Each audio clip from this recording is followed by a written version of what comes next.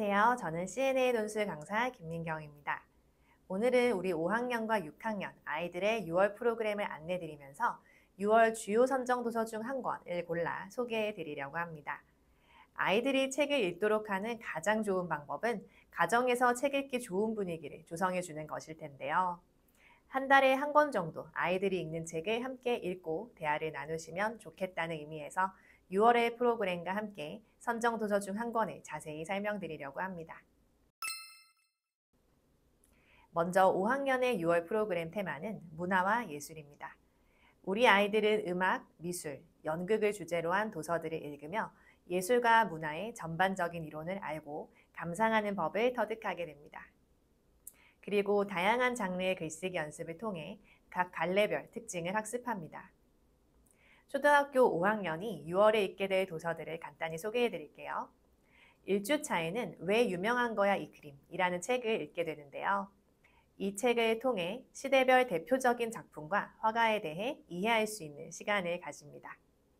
그리고 2주차에는 우리가 지켜낸 문화재라는 책으로 우리 민족이 외세의 침략 속에서 어렵게 지켜낸 문화재를 알아보는 내용을 담고 있습니다. 다음으로 3주차에는 떴다 지식탐험대 음악이라는 책을 읽을 텐데요. 이 책을 통해 음악의 개념과 특징을 바탕으로 음악이 우리에게 미치는 영향을 이야기해 보려고 합니다. 마지막으로 4주차에는 노잣돈 갚기 프로젝트라는 희곡을 읽는데요. 희곡의 기본적인 개념을 학습하고 희곡에 나타난 인물들의 모습을 통해 진실한 관계 맺기의 중요성에 대한 생각을 나누고자 합니다. 이 4권의 책 중 오늘은 2주차 선정 도서인 우리가 지켜낸 문화재에 대해 보다 자세한 리뷰를 진행해 보고자 합니다. 먼저 이 책의 저자인 정인수님은 연세대학교 국문학과를 졸업한 후에 레일로드 편집장으로 일하면서 우리나라 곳곳에 아름다운 자연과 문화를 소개하는 일을 하셨습니다. 그리고 현재는 전남 곡성에서 미성지풀공예문화원 사무국장으로 전통 문화를 강의하고 알리는 일을 하고 계신 아동문학가입니다. 우리가 지켜낸 문화재는 외세의 침략 속에서도 우리 민족이 굳건히 지켜낸 문화재 10점을 소개하는 책인데요. 우리의 선조들께서 목숨 걸고 지켜낸 문화재들, 또 여러 난관을 극복하고 잃어버린 문화재를 찾아온 이야기 등 우리나라의 대표 문화재들의 숨겨진 뒷이야기들을 알 수 있는 책입니다. 오늘은 이 10점의 문화재 중에서도 우리나라를 대표하는 고려 청자인 청자상감 운항문매병에 얽힌 이야기를 함께 리뷰해보고자 합니다. 이 글의 시작에는 오세창이라는 분이 등장합니다. 오세창님은 3.1운동 민족대표 33인 중 한 명이었는데요. 바로 독립운동가이자 서예가 또 한성순보의 기자로 활동하셨던 분이에요. 당시 3.1운동으로 크게 당황한 일제는 문화정책을 펴며 조선의 역사와 문화를 변질, 왜곡하고 있었는데요. 이때 우리나라의 문화를 연구한다는 명목으로 많은 문화재를 가져갔답니다. 오세창님은 당시의 젊은이들에게 우리 문화재를 지키는 것이 또 다른 독립운동이다 라고 강조하셨는데 이 말에 감명받은 젊은이 중 한 명이 바로 조선 최고의 갑부 전영필님이었습니다. 그는 엄청난 재산을 물려받고 일본 와세다 대학에서 유학을 마치고 돌아온 뒤 본격적으로 우리의 골동품을 수집했는데요. 1935년의 어느 날 골동품상 주인 마에다는 지금껏 본 적 없는 명품 고려 청자를 팔기 위해 전영필을 찾아갑니다. 마에다는 이미 조선 총독부가 그 청자를 10,000원에 산다는 것도 거절한 상태였어요. 당시의 10,000원은 기와집 5채를 살 정도로 큰 돈이었으니 웬만한 값에는 절대 팔지 않을 생각이었던 거죠. 이런 마에다가 고려 청자를 탁자 위에 올려놓은 순간 전영필은 그것을 사겠다라고 결심합니다. 이런 전영필의 모습을 보고 고민하던 골동품상 마에다는 조선 총독부가 불렀던 금액의 정확히 2배인 20,000원을 불렀어요. 이 금액을 들은 전영필은 어떤 반응을 보였을까요? 그는 조금도 망설이지 않고 20,000원에 청자를 사겠다고 했답니다. 바로 이 청자가 오늘날 우리 교과서에서도 자주 나오는 청자상감 운항문매병이죠. 그 뒤 골동품상이 다른 일본인을 데리고 전영필을 또 찾아오게 됩니다. 그리고는 2배를 줄 테니 다시 그 청자를 팔라고 얘기를 했어요. 하지만 전영필은 오히려 이 청자보다 더 좋은 물건을 가져오면 원하는 대로 값을 쳐주겠다라고 이야기를 했다고 합니다. 이렇게 그의 이름은 유명해지게 되었고요. 그 뒤로 중간 상인들은 좋은 물건을 구하며 모두 전영필에게 달려갔다고 해요. 안동의 한 고가에서 발견된 훈민정음 해례본 역시 그렇게 전영필님께서 산 것이라고 하니 정말 대단하지 않나요? 독립운동가 오세창님의 말씀을 이어받아 자신의 재산으로 우리의 문화재를 지켜낸 또 한 명의 독립가 전영필님의 이야기였습니다. 이렇게 우리 민족이 외세의 침략 속에서도 어렵게 지켜낸 문화재와 함께 우리나라 역사의 중요한 순간도 함께 배울 수 있는 책, 우리가 지켜낸 문화재 리뷰를 해보았는데요. 우리 아이들은 이 책을 읽고 어떤 활동을 하게 될까요? 첫째, 아이들은 약탈 문화 사례를 바탕으로 문화재를 지키기 위한 방법에 대해 친구들과 토의를 진행합니다. 둘째, 문화재 반환을 요청하는 연설문을 작성하며 자신의 생각을 설득력 있게 호소하는 글쓰기 연습도 하게 됩니다. 네, 이번에는 6학년의 6월 테마 및 선정도서 리뷰를 해보려고 합니다. 6학년의 6월 프로그램 테마는 명작 문학 읽기입니다. 오랫동안 많은 사람에게 유익한 영향을 미쳐온 우리나라와 전 세계의 명작들을 읽게 될 텐데요. CNA에서는 매년 6학년 프로그램에 명작 문학 읽기를 필수적으로 진행하고 있습니다. 왜냐하면 사고력과 감수성이 증폭되는 6학년 시기에 꼭 필요한 프로그램이기 때문인데요. 명작 문학 읽기를 통해서 첫째, 아이들은 명작 속의 다양한 어휘와 문학적 표현을 익히고 작품에 담긴 삶의 지혜와 소중한 가치를 배웁니다. 둘째, 명작 속 인물들이 겪는 다양한 상황을 간접 경험하면서 앞으로 우리 아이들이 세상을 살아가면서 마주치게 될 수많은 문제에 스스로 질문하고 답을 찾아 나가는 지혜를 익히게 됩니다. 초등학교 6학년이 6월에 배울 다양한 명작 문학들을 간단히 소개해 드릴게요. 먼저 1주차 선정도서 창가의 토토는 천진난만한 토토의 눈에 비친 아이들의 순수함과 따뜻함을 통해 진정한 교육이 무엇인지에 대해 일깨워주는 책입니다. 그리고 2주차 선정도서 손도끼는 캐나다 북부 산림지대에 홀로 불시착한 소년 브라이언의 생존기를 다루고 있는 책입니다.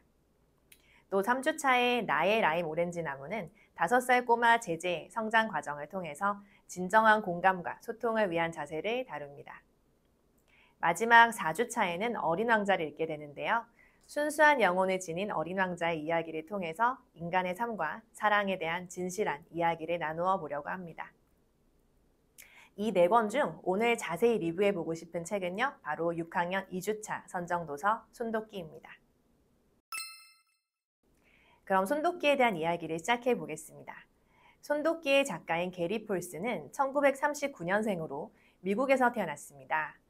14살부터 신문팔이, 농장 일꾼, 트럭 운전사, 선원, 교사, 편집자 등 안 해본 일이 없을 정도로 다양한 일을 해보았다고 합니다. 책 손도끼에는 이렇게 어린 나이부터 다양한 경험을 하며 성장했던 작가의 경험이 녹아들어 있습니다. 손도끼는 학원에서 수업을 해보았을 때 아이들의 흥미도가 높은 작품 중 하나인데요. 그 이유로는 손도끼의 주인공 브라이언은 13살 소년으로 우리 아이들과 비슷한 나이라는 점, 그리고 숲속에서 생존해 나간다는 모험적인 스토리가 아이들에게 흥미롭게 다가간다는 점이 있겠습니다. 브라이언의 부모님은 이혼을 한 상황인데요. 이런 문제로 고민이 많던 브라이언은 아버지를 만나러 방학이 되자 단발 비행기를 타고 캐나다의 숲 위를 건너게 됩니다. 그런데 갑작스러운 조종사의 심장마비로 비행기가 호수로 추락하고 맙니다. 브라이언은 숲 한가운데에 조난당하게 된 것이죠. 이 부분에서 아이들은 숲에서 조난당했다는 것을 잘 이해하지 못하기도 하더라고요. 무인도에 추락했다고 착각을 하기도 하고요. 그래서 수업 시간에 아이들과 함께 구글 지도를 보면서 북아메리카는 인구 밀도가 굉장히 낮은 지역이고 어린아이가 방향을 잃고 탈출하기 힘든 위험한 곳이라는 이야기를 나누기도 했습니다. 집에서도 아이들과 함께 사진이나 지도를 찾아보시면서 즐거운 시간을 보내며 아이들의 지식도 넓혀줄 수 있겠습니다. 이렇게 깊숙한 숲속에 조난당한 브라이언에게 있는 것은 어머니에게 받았던 손도끼 하나뿐이었습니다. 브라이언은 혼자서 은신처를 꾸미고 손도끼로 돌을 내리쳐 불을 피우고 도구를 만들어 사냥을 하면서 조금씩 성장해 나갑니다. 물론 이 과정이 쉽진 않았습니다. 사냥감이라고 생각했던 사슴에게 되려 공격을 당하는 등 대자연에 적응하는 일이 쉽진 않았죠. 브라이언이 숲속에서 생존해 나가는 과정을 읽으며 집에서도 우리 아이들과 나라면 저 상황에서 어떻게 했을까? 라는 주제로 다양한 이야기를 나누어 볼 수 있겠습니다. 점차 숲속에 적응해 나가던 브라이언은 회오리 바람이 불어 닥치는 시련을 겪습니다. 엉망진창이 된 은신처를 복구하고 무기를 다시 만들며 고난을 이겨낸 브라이언은 한 가지 사실을 발견하게 됩니다. 바로 회오리 바람으로 호수에 추락했던 비행기의 위치가 바뀌면서 비행기의 꼬리가 수면 위로 드러난 것이죠. 바로 전화위복이었습니다. 비행기의 꼬리에는 무려 생존 가방이 들어있었기 때문입니다. 그 생존 가방만 가진다면 취사 도구, 각종 비상식량, 성냥, 라이플 총, 그리고 가장 중요한 비상 송신기까지 가지게 되는 것이었습니다. 브라이언은 뗏목을 만들어 비행기로 접근했고 생존 가방을 꺼냈습니다. 하지만 그 과정에서 손도끼를 잃어버리게 됩니다. 브라이언에게 손도끼는 단순한 도끼가 아니라 지금까지의 고난을 함께 헤쳐온 동료이자 친구였습니다.